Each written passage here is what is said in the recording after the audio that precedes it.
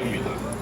왜냐하면 특히 여기 나와 계신 애국 성도 여러분들께서는 이 눈이 현실 정체에만 매몰되어서는 안 됩니다. 왜냐하면 저와 여러분들에게는 믿음의 눈이 하나 더 있어야 되고, 이 믿음의 눈은 하나님께서 하시는 일을 우리가 보고 이해를 할 수 있어야 됩니다. 그래야만이 참으로 세상 돌아가는 이 일을 하나님 입장에서 우리가 이해를 할 수가 있거든요. 이 세상 속에서 현실 정치인들이나 인류 역사학자들은 저와 여러분들이 성경을 통해서 보는 이 역사관과 다릅니다. 그분들에게 이 인류 역사 속에서 가장 위대한 사건이 뭐가 있었느냐고 묻는다면 제1차 세계대전, 2차 세계대전, 또 다이너마이트를 발명하는 것, 또 생명공학을 발달시켜서 인간의 수명을 120년까지 늘리려고 한다. 또 화성에 우주 장착촌을 만들어서 인류가 거기에 가서 살도록 지금 시도를 하고 있고 성공 단계에 들어갔다. 이런 것들이 인류 역사상 가장 큰 발자취이며 위대한 사건이라고 하겠죠. 그러나 저와 여러분들이 볼 때 이 인류 역사 속에서 가장 위대한 사건이 있다면 여러분들은 뭐라고 생각하십니까? 그것은 우주와 그 가운데 있는 만물을 창조하신 하나님께서 2000년 전에 예수 그리스도의 모습으로 사람의 모양으로 이 지구촌을 방문했다는 사건이 가장 위대한 사건입니다. 하나님께서는 그렇게 저와 여러분들에게 역사를 가르칩니다. 역사의 주인은 하나님이십니다. 예수 그리스도 가난한 목수의 아들로 태어난 그가 누구이기에 그분의 탄생이 인류 역사의 카운트하는 방법을 바꿔버렸습니다. 그분이 태어나신 것이 기원이 되었고, 그분이 태어나시기 이전 4000년 역사는 이미 Before Christ라고 하는 주전 역사로 묻어져 버렸습니다. 그러고 난 후에 예수님께서 탄생하신 이 이후 역사, AD, 아도나이죠, 라틴어로. 이것은 주님께서 오신 이후로부터 지금 서기 2019년 이렇게 나가는 것입니다. 그것은 주님께서 이 세상에 태어나신, 다시 말하면 하나님께서 사람의 모양으로 지구촌을 방문하셨던 이 역사적인 사건, 이것을 지금 말씀하고 계신 것입니다. 여러분 잘 들으셔야 됩니다. 2000년 전에 하나님이 예수 그리스도로 오셔서 이 땅에서 이루신 목적이 무엇입니까? 그분께서는 이 세상에 오신 목적이 죄에 빠진 인류를, 죄 때문에 지옥 갈 수밖에 없는 영원한 운명을 지닌 이 인류를 죄에서 구원하시기 위해서 오셨습니다. 그래서 그분께서는 십자가에 처형당하고 돌아가심으로써 마지막 남기신 한마디 말씀이 다 이루었다. 무엇을 다 이루었습니까? 이 세상의 인류를 구원하시기 위해서 오신 그 목적을 십자가에 피 흘려 돌아가심으로써 다 이루었다. 마지막 남기신 말씀이었습니다. 이제 잠깐 후에 이 인류 역사 속에 또 하나의 위대한 사건이 일어나게 될 것입니다. 그것이 무엇이냐 하면 예수님께서 두 번째 공중에 재림하시는 사건입니다. 이것이 위대한 하나님의 지구촌 방문이 두 번째로 일어나게 될 텐데 여러분 잘 들으셔야 됩니다. 이것도. 왜냐하면 2000년 전에 오셨던 예수님께서는 이 땅에 복음의 씨앗을 뿌리고 복음의 씨앗이 이삭을 내고 열매를 맺고 지금 열심히 아주 풍요하게 자라고 있습니다. 이제 주님께서 다시 오실 때 재림하시는 예수님은 무엇 때문에 오시느냐? 그분께서는 복음의 씨앗으로 열매 맺은 구원받은 성도들을 데리러 오시는 것입니다. 여기 우리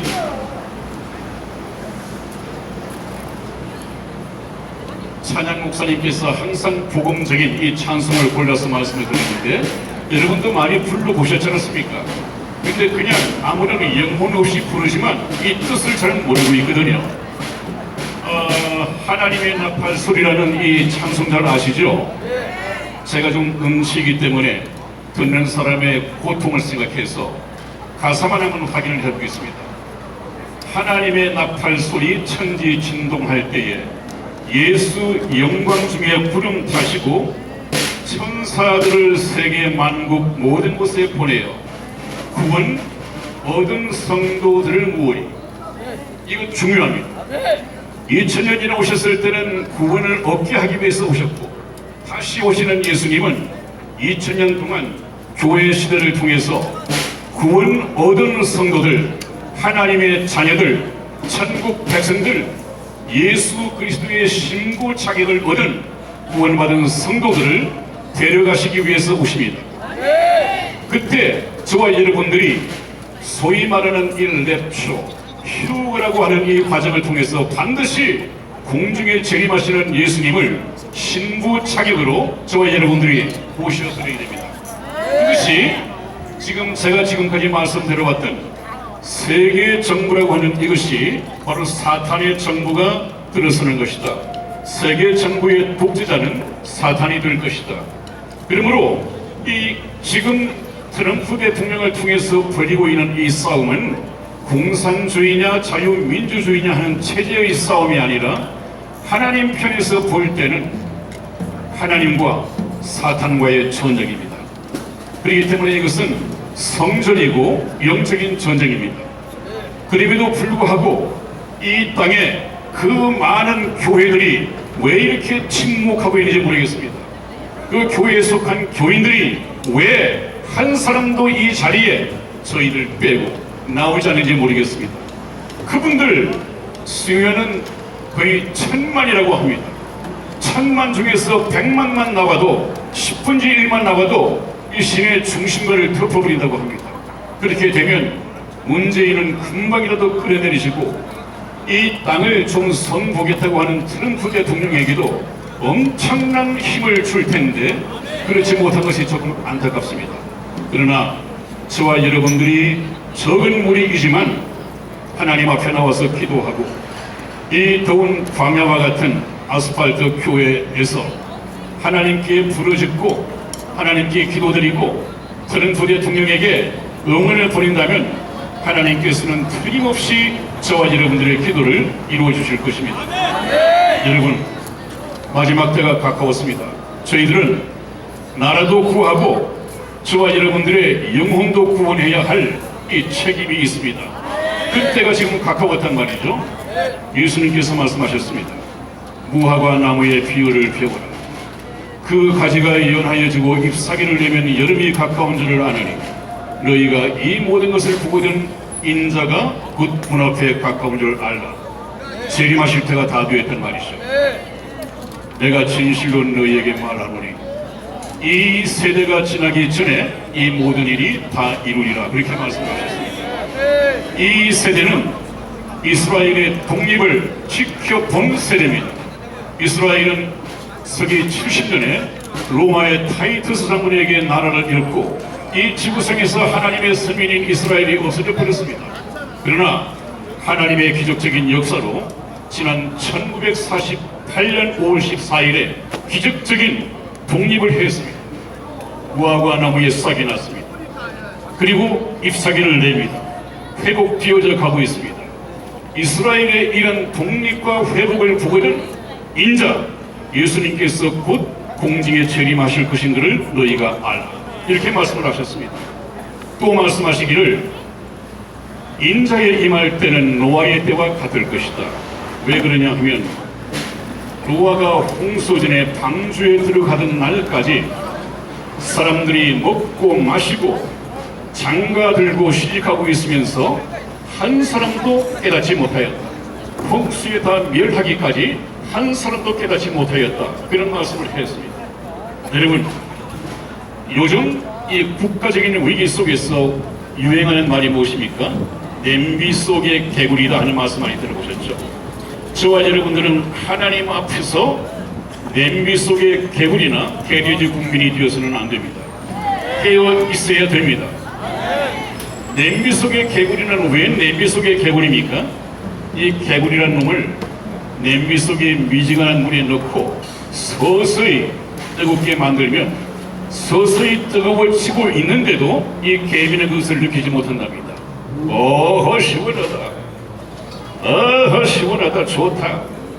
이러다가 결국 온도가 뜨거워지고 그냥 죽어버린다는 거예요. 앞으로 어떤 일이 닥쳐올지 모른다는 것입니다. 여러분, 저와 여러분들도 지금 이 국난의 위기 속에 그냥 매몰돼 가지고 하늘에 계신 하나님의 뜻을 잃지 못하고 잠시 잠깐 후에 공중에 재림하실 예수님 맞을 준비를 못하고 계시다면 이런 비극이 없습니다. 그것은 하나님의 뜻이 아닙니다.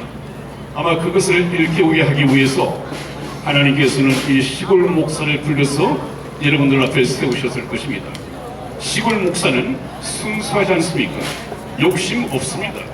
욕심이 없기 때문에 지킬 것도 없습니다. 오로지 이 목숨이 순교를 한다 하더라도 하나님의 말씀을 그대로 전할 수 있는 이 사명자가 될 수 있기 때문입니다.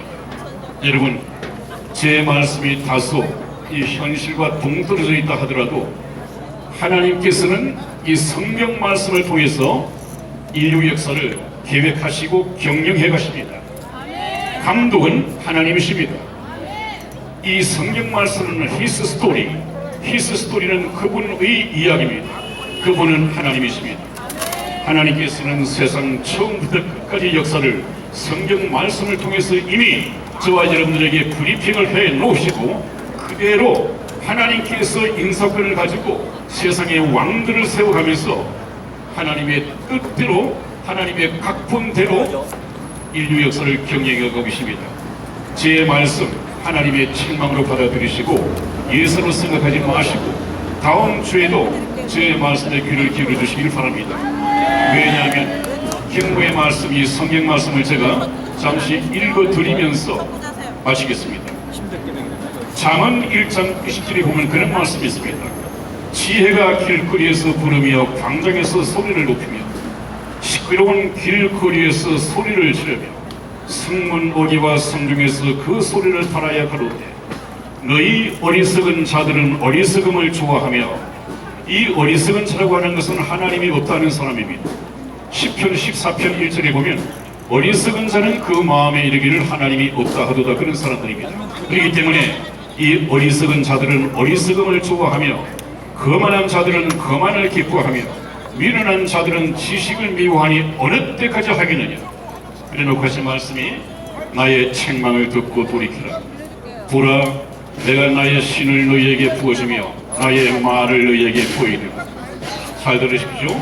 내가 이 시골 목사를 통해서 구국 기도회를 통해서 내가 부를지라도 너희가 듣기 싫어하여 내가 손을 펼지라도 돌아보는 자가 없었고 도리어 나의 모든 교훈을 멸시하며 나의 책망을 받지 아니하였으니까 너희가 재앙을 만날 때에 내가 웃을 것이며 너희에게 두려움이 임할 때에 내가 비웃으리라. 너희의 두려움이 광풍같이 임하겠고 너희의 재앙이 폭풍같이 이르겠고 너희에게 근심과 슬픔이 임하리니 그때에 너희가 나를 부르리라. 그래도 내가 대답하지 않으하겠다. 부지런히 나를 찾으리라. 그래도 나를 만나지 못하리라. 그렇습니다. 여러분, 때가 있습니다. 곧 있게 될 예수 그리스도의 재림 때 우리가 이 지구를 떠나서 공중에 들림을 받지 못하고 지구에 남아있다고 한다면 휴무에서 버려둠을 당한다고 한다면 이것은 영원한 멸망입니다. 영원한 불못에서 고통받으면서 세세토록 살 수밖에 없습니다. 이런 비극이 적어도 태극기와 성조기를 들고 나라를 구하겠다고 이 더운 날씨에 아스팔트 교회에 나오신 여러분에게 임하지 않기를 주님의 이름으로 축원을 드립니다. 다음 시간에 뵙겠습니다. 최창락 목사님이었습니다. 자, 오늘 부르짖교에서 내려오셨습니다.